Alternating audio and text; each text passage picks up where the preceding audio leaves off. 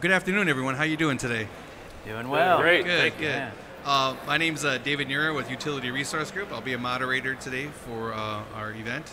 And we have... My name is Tom Hall with Cortera. I'll be assisting Dave in the moderation of the event. Thank you. So before we start, let's do introductions, please. Starting with you, sir. I'm Steve Johnston from Dolan Construction. Yep. Chris Stovall, Texas 811. Josh Walker with GPRS. I'm Mark Whelan with CSCAM. All right, well, welcome, gentlemen. So we have a really, really good topic today. I'm sure it's going to spur some great discussion. So, Tom, if you want to go ahead and roll it out. Sure. Thank you, David. You bet. The topic is how do we get to zero damages? And I don't think that 45 minutes will allow us enough time to complete the discussion, but I think we can certainly get one started here and have some interesting discussion around that topic. So let me toss this out, and I think this is maybe a good way to get the discussion going with the group is, do we feel that zero damage is actually an attainable goal? I'll start. So, I mean, I think it's obviously a really lofty goal. I know at GPRS it's something that we really strive for. We do see it as attainable, but it is one of those things where we have to embrace the fact that zero damages is not something that's going to be achieved by one company or by one person. It's going to be a collaborative effort between a lot of different organizations and people. So to answer your question directly, is it attainable? And I don't think anything's impossible, but it would obviously take a lot of work and communication and just a lot of collaboration between a lot of different groups. So, Yeah, I would second that. I'd say you have to aim high, or you're never going to really get there. So Sure. you kind of start with that, and I think if you consider all the stakeholders and each stakeholder considers their direct impact on how that can be achievable, then that's kind of the best place to start. And from our point of view as a manufacturer of equipment, I think it's one of them things we need to do all that we can to bring technology to market that can improve the process, the timeliness of information, the data that's collected, the validity of the data that's collected, and everything in between to make sure that we can try and get towards that zero damage. This isn't going to be a very interesting roundtable if we all agree 100%, but I mean, support what you guys are saying 100%. Sure. I'm behind it. I agree that it's difficult for people to accept. Even internally when we talk about this as a team, and we set it as a goal, like this is our goal, and it's our mantra in Texas right now is zero damages, zero waste. Sure. We want to cut out both. And when we first started talking about zero damages, the team looked at me like, why are we going to set a goal that's not achievable? Like this just doesn't sound realistic. But why would you set any other goal, right? Like, is there some number of acceptable damages that are okay for so many people to get hurt every year? I don't think is a worthwhile goal to set. So I kind of come from the other side, which is probably why they throw me up here. But zero damages, in all reality, is probably not attainable. You can approach zero damages. You can get very close to zero damages, but having zero damages it's a goal, and it should be the goal, but it's not an attainable goal in reality. You have too many moving parts and too much human error that can be involved, that damages of some sort. Could you imagine just going a week in all of America with all the ditches being dug and all the utilities being dug around? Just go one day, go 1 hour. Zero's not attainable. It should be the goal, and it's what everybody should be striving for, but there's always going to be mistakes made and damages that are going to happen, and it's all of our responsibility to try and limit that as best as possible, and obviously to keep everybody that's doing this work safe is the ultimate goal. But I mean, in reality, zero is a goal. It's not. Yeah. So attainable. don't get hung up on the semantics. Like, what do we mean by zero damages? Maybe essentially zero. Like I flew here, and the airline industry is really safe. They don't have zero accidents, but almost. Like, it's safer than driving. And, a lot can be learned, I think, from the aviation industry and our industry, because they've come a long way. Like, it really is essentially like one of the safest modes of transportation there is. Yeah. Sure. Sorry. I'll go ahead. I'll let you. So, what I'm going to say too, to kind of piggyback on that is, at the end of the day, when you talk about zero damages, obviously the goal, like you said, Steve, is to, we want to keep people safe.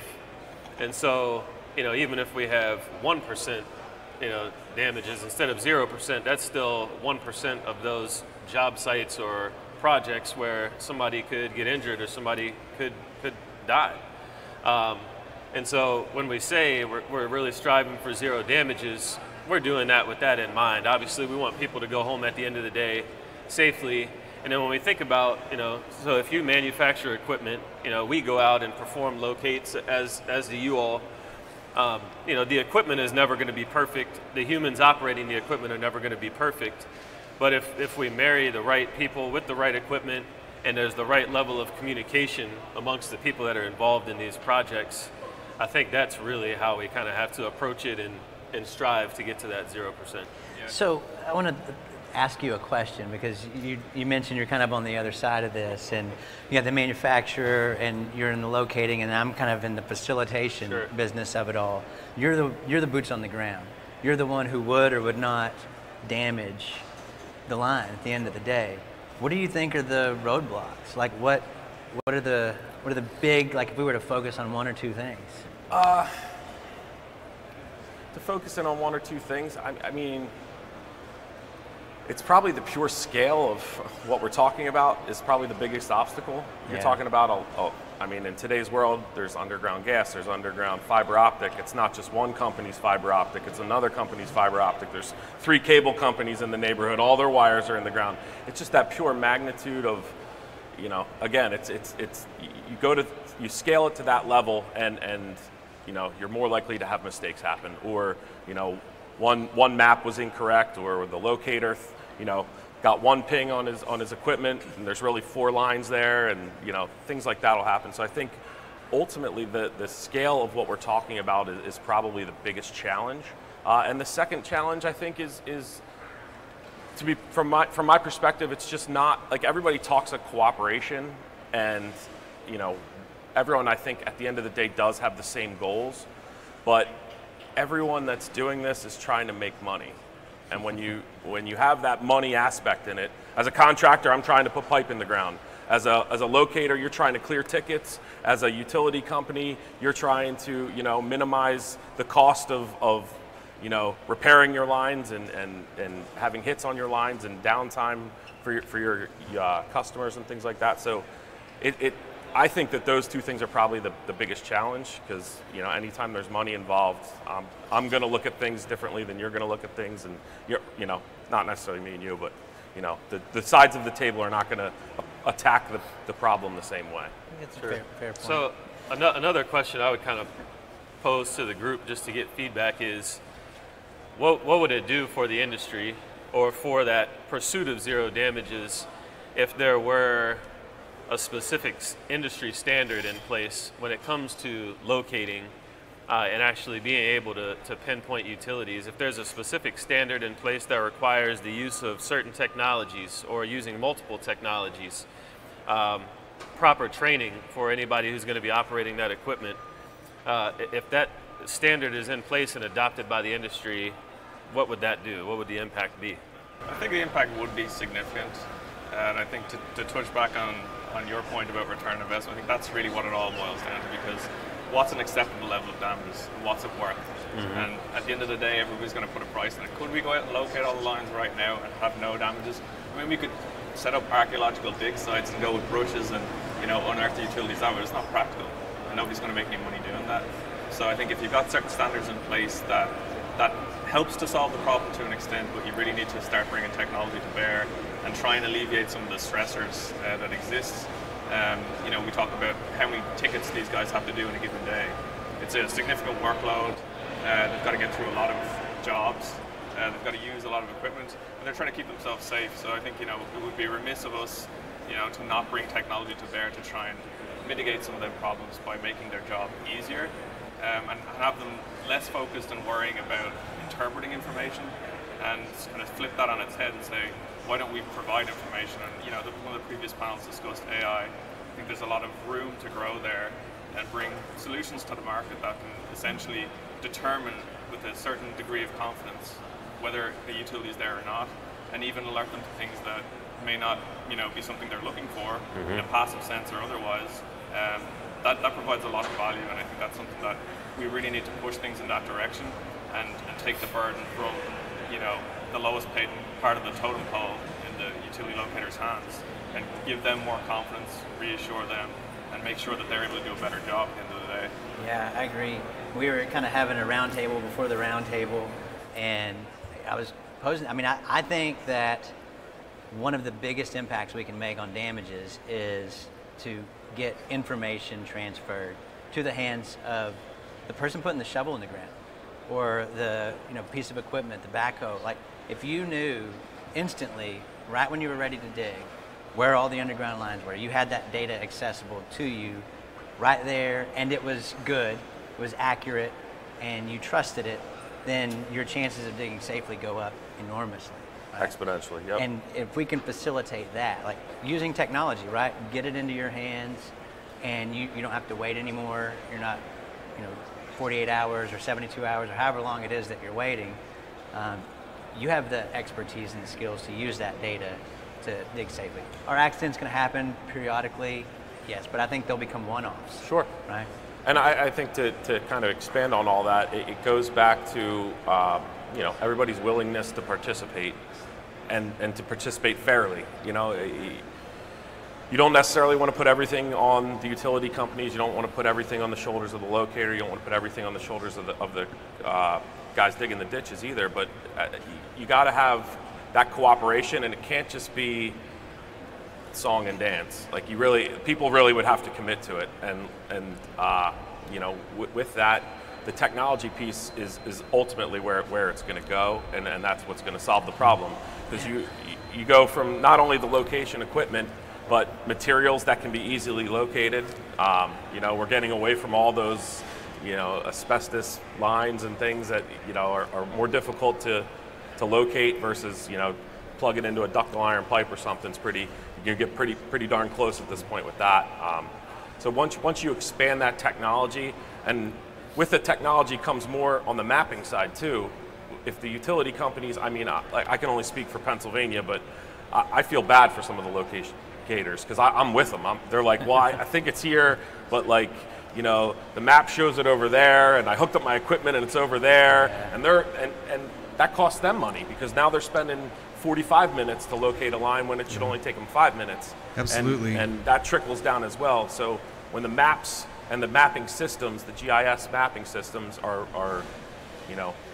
But they locate the line out there. Like, the information is obtained and then it's gone. Like, it's just never used again. Never used again. Washes away. And as an excavator, it's the same thing. Like, we try to let people know, to familiarize ourselves with the people on the utility side, and say, hey, like, you guys had that 8-inch water main marked on the curb line here, but it's 5 feet that way. Update your map. And I can tell you we've done it, and where we found an 8-inch water main that was 8 feet off the mark. We let the utility company know. We went back, and this was a gas main, not a water main, I'm sorry. And we let the gas company know. And I, just from knowing what was going on, we called a one-call ticket back in a year later when everything was paved and restored, and they marked it in the same spot. So it's like, it's got to be that good. type of, Those are all good comments, guys. So we got another question. To try to get some other points of view. So really good comments. So if you want to. Okay, yeah. So knowing that we have these barriers, and you mentioned that money, making a profit. It's a business, right? We're all in business to make money, and then you're dealing with the regulatory. So if all things are equal, what would fill those gaps between companies saying, okay, I need to dig because I need to be profitable? So what would fill that gap to say, okay, I need to be more, emphasize my activity, my actions in digging more towards safety and protecting utilities to have zero damages? If you had your own crystal ball here to make things happen, what would that be? What would that look like for your business, and as an excavator and your expertise? So I'm not sure I follow the question. Okay, so if you had the opportunity to change, Yep. like say, okay, I'm going to run my business and I want to make a profit, but to avoid damages, to avoid digging into stuff, what would that look like for you? How would you create that process or systems? I mean, ultimately, safety is the number one priority, I think, for everybody. So, as far as I think what you're asking is the profitability is weighed against the safety, but at the same time, you're not gonna risk somebody's safety to make a dollar.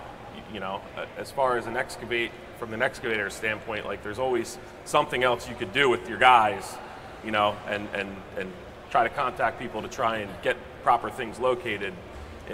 But again, it puts a burden on that side of the table.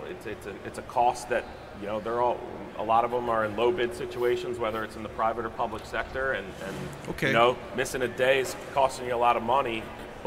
And sometimes we're, you know, as excavators, we're forced to make that decision. We'll eat the money today, I guess, and hope the gas company comes out and marks the line tomorrow. Yeah, and that's the gap I'm talking about. So if there was a program that could be developed for you to say, listen, I'm going to get paid to do this if I wait more, how would that look like for you to prevent putting a shovel into the ground? It goes back to kind of our conversation before we sat down here.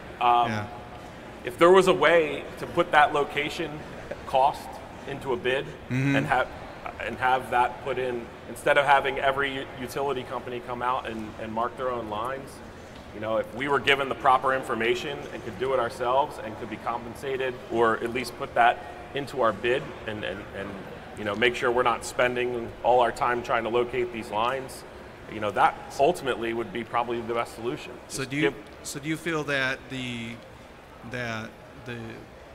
organizations that are encouraging you to bid on the work is adding that pressure to get things done at a certain amount of time quickly, so you absolutely kind of forego? I mean, any municipality you're working for, they're taking the lowest bid for a reason. They want to pay the least amount of money. So a lot of them are reluctant to spend the time up front to do proper levels of SUE and things like that. And you know, those gaps can be closed for sure, which would help. You know, we've all seen sets of prints that have utilities that are all over the place, and they're not where they should be. And you know, everybody, you know, has a little stake in that, I'm sure. But you want to try and tighten that circle up, and ultimately, if you could have a system where that location was part of the bid, and you could put a number to it. Sure.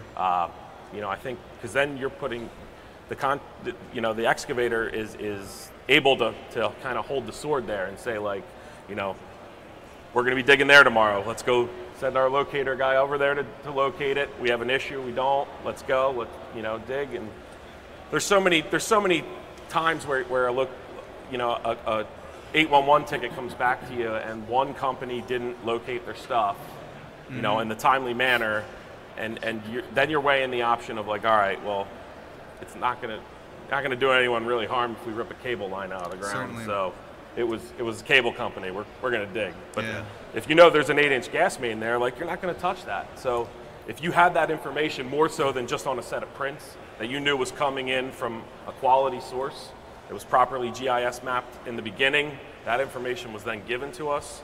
I mean, I don't see any reason. Because what would end up happening is all these locators would then end up becoming employees of excavation companies. Yeah, so you just have that arm of your company. Yeah. I'll speak to the question too. Sure. So, kind of takes me back to what you were saying before, where you had an instance in which, you know, a line was marked by the curb. You found out it was actually 8 feet over this way, and so that goes back to what I was mentioning before about having a specific standard in place or a specific process that has to be followed when utilities are being located. So, you know, if you know that, for example, you take a private locator, which is what we primarily focus on. So when we send people out to a job site, there's a very specific process that has to be followed.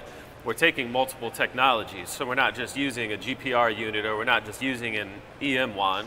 We're taking multiple technologies and we're utilizing those in conjunction with people that have been trained very rigorously to be able to pinpoint the location of utilities. So, you know, if you can take you know, let's say one call goes out and locates utilities, but then GPRS or some other private locator who's utilizing that standardized process goes out and locates the utilities afterwards.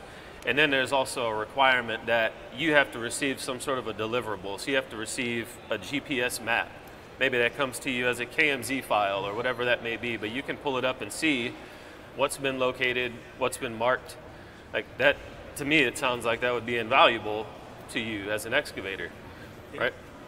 I would think so, yeah. And like I said, it's that information. I mean, if an operator had a GPS unit in his hand that told him like, hey, you're coming up on a gas main, it's 5 feet, 4 feet, 3 feet, 2 feet, start hand digging, you know? It's a lot of those mistakes happen when things just aren't located properly. See, I think we can do that. I think we can get there though. But one of the challenges that I'd love to hear your opinion and yours as well, but you're sticking the piece of equipment in the ground, right? Is let's say we get some utilities to adopt this and say, all right, you know what? More information is better, right? So we'll share our maps with you. The 811 Center facilitates that, and you get one utility's digital map on site. But you still have to wait now for the other three to come out and mark with paint and flags. Would that still be valuable to you? And could that just get things started? I mean, don't you think that would kind of be a transition piece? I mean, if somebody as a utility company saw, gas company A doing that, and the data supported the fact that kept their line safer, and they didn't have to spend as much money locating, and you would expect water company A to then be like, well, it's not a bad idea. Let's try that. And then, cable company, same thing. I think that, yeah, any information is better than no information, but it gets tough. We're not, when we're tasked to be out there putting pipe in the ground or digging around utilities, it's because we have a bigger goal in mind, and that's to, improve the infrastructure or to build a building or to develop a land or whatever. So to try and put all that onus on a foreman who's got a million other things going on, to say like, all right, well, these three companies are going to have, it'll be on this unit, but the other three, you need to make sure there's paint marks on the ground. Like, again, that's going to create a user error. That's, I thought this one was on the GPS. I'm sorry, boss, I'm running around doing it. I think another thing too, so you also mentioned this, like a lot of times people are going to be reluctant to include the cost of locating in a bid because that could eventually lead to you losing work. By not doing that though, you kind of flip that around and you say, okay, if we don't include the cost of locating and then things go awry and a utility gets hit, it's the same, now your budget is screwed up, but on the opposite end, right? Now people are having to pay for damaged utilities. Who's going to accept liability for that? So I think it's a very valid point, right? You're trying to win work. So what can we do to standardize it to the point where that locating is required to be done so that, people like Steve don't have to worry about losing work because he wants to make sure that his team is going to be safe by putting that in his bid. Yeah, I mean, maybe there needs to be some kind of a standard practice built into the way the contracts are constructed so it allows for that to be captured, and you can then compare an apples to apples bid and say, this factors this in and this lower cost one doesn't, and it's going to need to be done, and it may lead to damages, and this is the superior bid. Even though it's more expensive, it's going to cost you less in the long run. And to the point about the mapping information, I think if you're going on a journey, everyone's familiar with Google Maps. If you don't know where you're going and you're waiting turn by turn, it's going to take you longer, and you can't really quantify how long it's going to take. And to your point on ROI, having that starting point of a map, I could see how it definitely would provide you guys with value, because it allows you to kind of better estimate how long something will take and what's going to be required to get that job done, which leads to better estimates. But I think that type of mapping information, it needs to be revisited.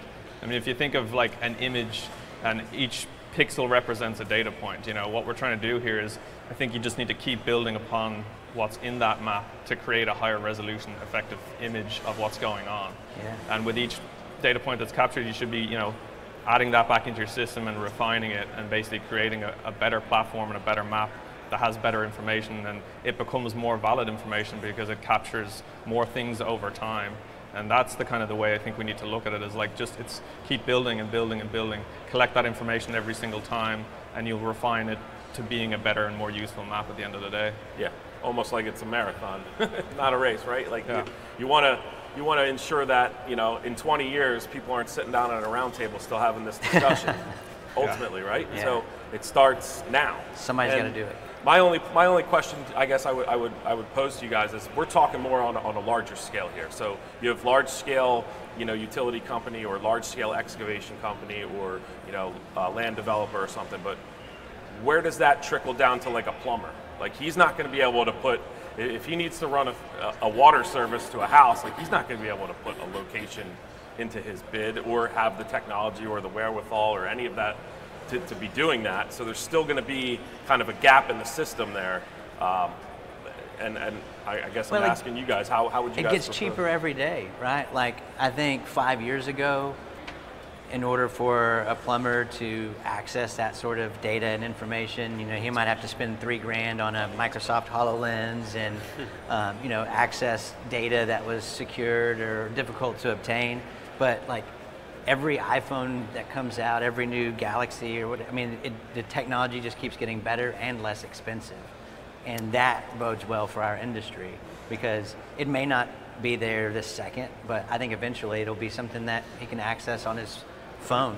Pull up the camera, overlay the map, and there's the line ready to dig. I think there's very practical things we can do, and, you know, obviously this roundtable's topic of conversation is getting to zero damages, and like one of the things that isn't widely discussed is something like, you know, someone's going to build a fence in their backyard. Okay, they can just go and rent a piece of equipment.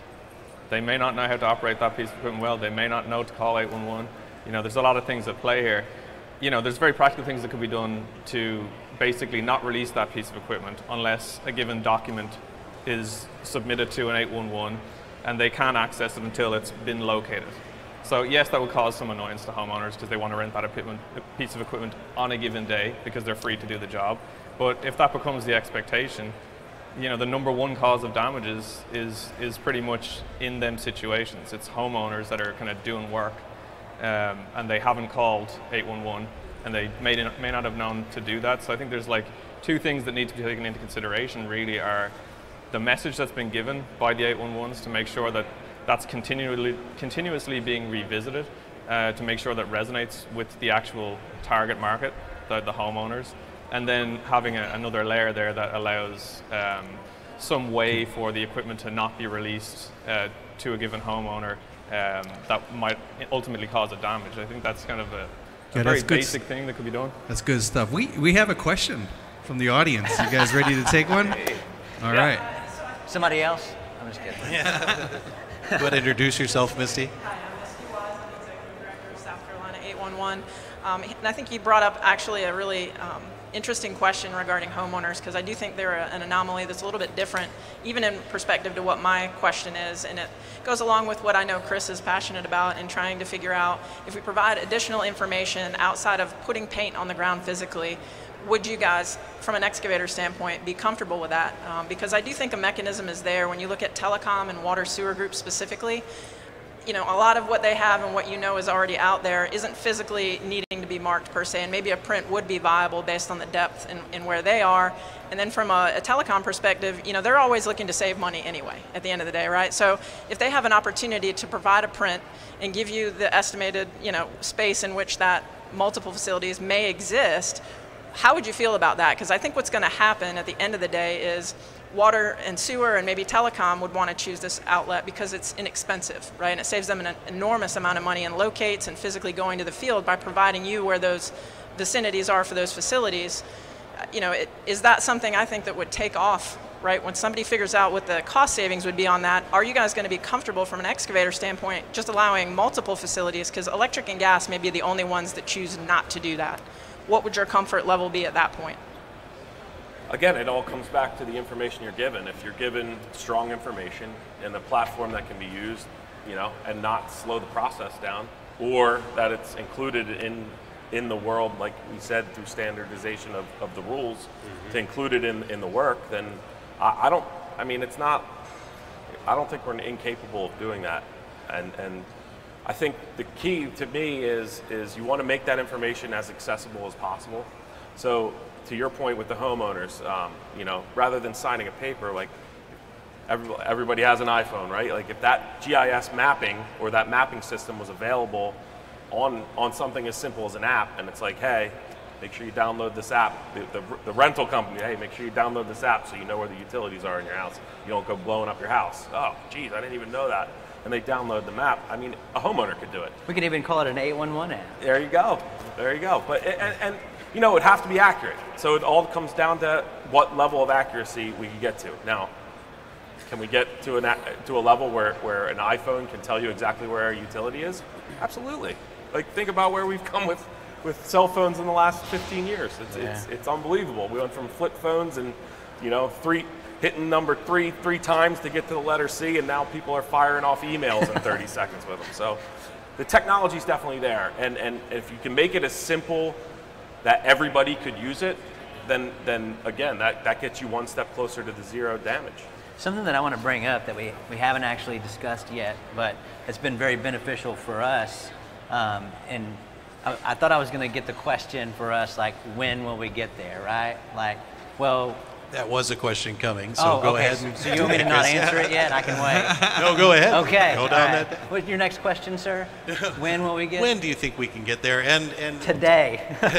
Well, there's a number of different folks that look at this from a different perspective. So I think each person, it would be good on what's your perspective on when, from the call center side of things, locators, construction, and as well as equipment. So when? I say today. I know that's kind of like weird to hear, like we talked about this being a lofty goal, but we've actually experienced this in the center. We have, our normal business. We take an excavation request from somebody who's getting ready to dig. We look for conflict, and then we send out a notice to those who have conflict. Then they go out and mark. Well, we've put in another piece to that, which you guys probably are familiar with or have at least heard about. We do a risk analysis. We have a lot of data. That's one thing our industry has, is a lot of data. So we actually do an assessment on the excavation for certain of our utility operators. And if it's high risk, then we take an action on their behalf. And we call the excavator. At first, I wasn't sure how this would go over. Like, why are you calling me? What's going on? But they were very appreciative. We actually had data to say, here's why this is a high-risk excavation. Based on the geographic location, the type of equipment that you're using, the facilities that are involved. This was identified as high risk. The excavator appreciates the information. Okay, we'll dig carefully.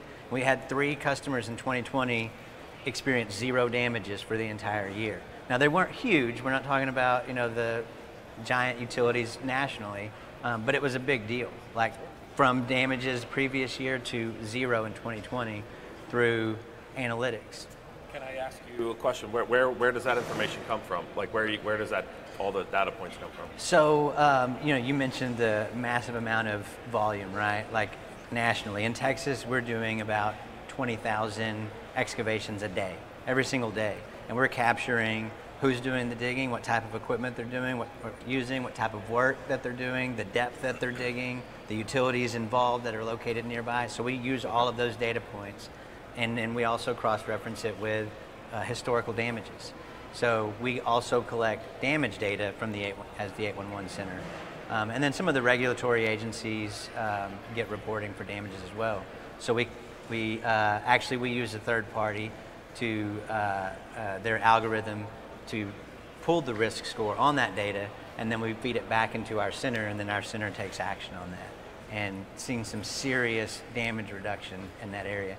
I kind of like if you're driving down the road and you see the sign that shows you how fast you're going and what the speed limit is. Like, if you're like me, you're tapping on your brakes because you were going too fast. It's just that awareness, right? Like, knowledge that, okay, this is a risky activity that I'm engaging in here. And that's just basically a phone call to whoever put the ticket in that says, hey, just a heads up.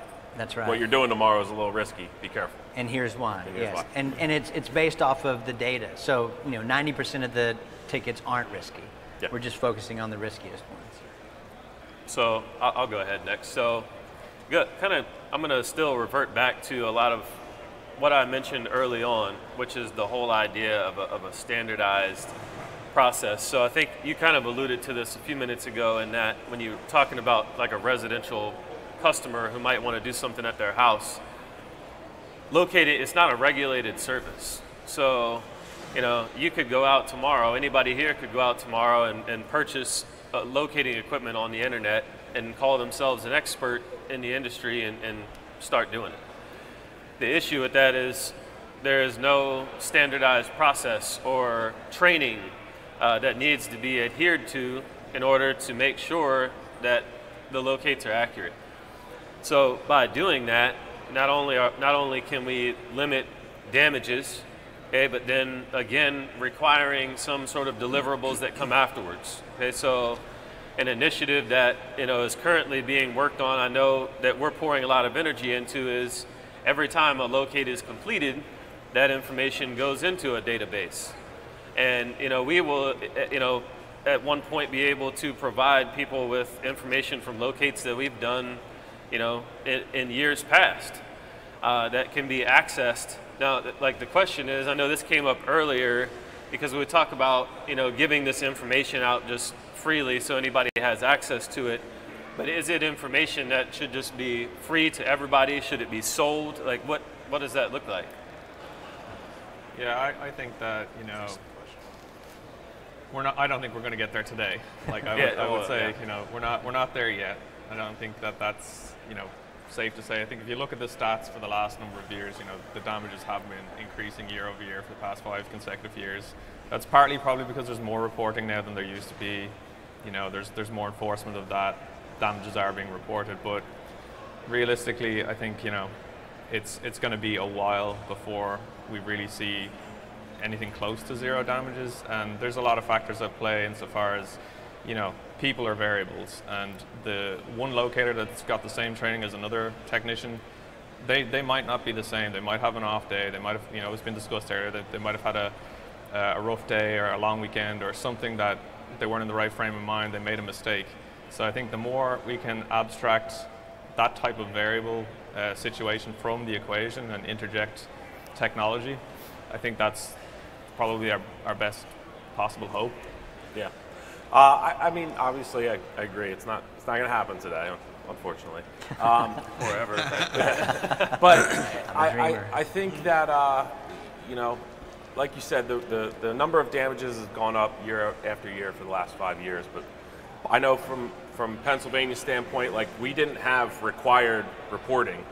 It was all kind of like volunteered for a long time, and then the last few years it's become required. So we saw the shift that just in the numbers that way. So I can tell you just from being in the business, like if we found a water service off the mark by 5 feet and we didn't hit it, we didn't break it, we found it, like, we're not reporting that. Like, I'm not going to spend another 45 minutes of my time to report that to the proper people, filling out the proper documentation and all that stuff. It's not feasible. So I agree that the numbers are going up, but I think that that's just kind of the numbers. It might not necessarily be the reality of what's going on. I think that we could, utilizing technology in the next 10 years, if everybody committed to it and really committed to the technology piece of it versus just everybody trying to get through the day of I got 100 locates or I'm trying to dig in 15 spots or whatever, and everybody committed to that technology. I mean, in the next think about where we were with technology 10 years ago to try and have a goal to be in 10 years to get to a point where there's a system that's readily available to all the people it needs to be, that's accurate. You can't prove what you can't measure. Yeah, so. Exactly. And if you have that same thing, it goes in the reverse. Not only are you giving me that technology in my hand, but then when I find something in the field, like I can locate it. Here's the water main. It's right here. I mean, what's the definition of insanity? Just doing the same thing and expecting a different result? Yep. I feel like we have to continue to evolve how we think about these things. So I think another piece that kind of gets lost when we start digging really deep into the technology piece is the value of human-to-human interaction in this, right? So if you're an excavator out on a job site, while it's phenomenal to have technology that can provide this information or to have a database of information where you can just access it from your iPhone, there's always going to be value in human-to-human interaction or communication as well. So if there's somebody who comes out and puts marks on the ground, at the end of the day, you know, a manufactured technology or a person utilizing a technology, neither of those are ever going to be perfect. So being able to have somebody there while you're on site getting ready to dig who can tell you, hey, we utilize this great technology, we've been highly trained, however, we experienced some limitations trying to locate utilities in this specific area. We would really be careful here. We might hand dig in this area before you put a bucket in the ground to make sure, or we might daylight it with a hydro excavation truck, you know, to make sure that you're not going to come across something you don't want to run into. Because if we're just relying on technology and nothing else, it's never going to be perfect to the point where it can communicate limitations with you, or it can overcome, you know, variables that might exist. So I think there's always going to be real value in having somebody, you know, if I come out to the job site and locate and I can stand there and tell you, here's what I found, here's the markings, here's what all this means. I'm sending you a map as well, but I do want you to know that this is what I experienced in these specific areas. Like, you can't account for that with some stuff. So we have about 4 minutes left. Okay, so good transition. So it sounds like we've been talking about processes, we've been talking about, you know, finances, technology. So with all things being equal, where does the burden of preventing a damage lie on? Is it equipment, technology, processes, or people? I think it has to be all of them. The one thing that I think we can all agree on, we come from different areas of the industry. Not a single one of us up here would say that we want someone to not go home safe to their family at the end of the day. Like, correct. Yeah. What we do is a big deal. Like, people's safety is on the line. And the infrastructure that's being protected is worth billions to our nation. Like, the industry that we're in is a big deal. I think we can all agree on that. And so I don't think the burden lies in any one place. It's on all of us, because it is the one thing that we all agree on. Like, money aside, we want people to go home safe to their families every day. We want to keep the nation's infrastructure running because what we do is a big deal. I would second that. I would say it's important for every stakeholder to take some level of ownership and think about what they can do to improve the situation. Exactly. Like, it really comes down to making a commitment to embrace the fact that none of us up here or anybody who's out here can do it alone. No one company can do it, no one person can do it.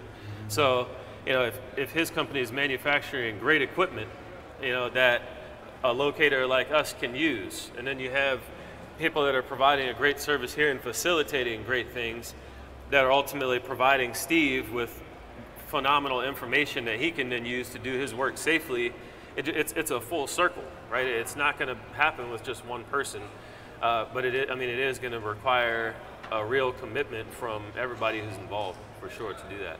And I obviously am in agreement, but I would ultimately say that the people are the driving factor. If the people are going to put, you know, the finances over the technology, or the technology over, you know, the information they want to give out freely to people, those are all going to be decisions that are made by people.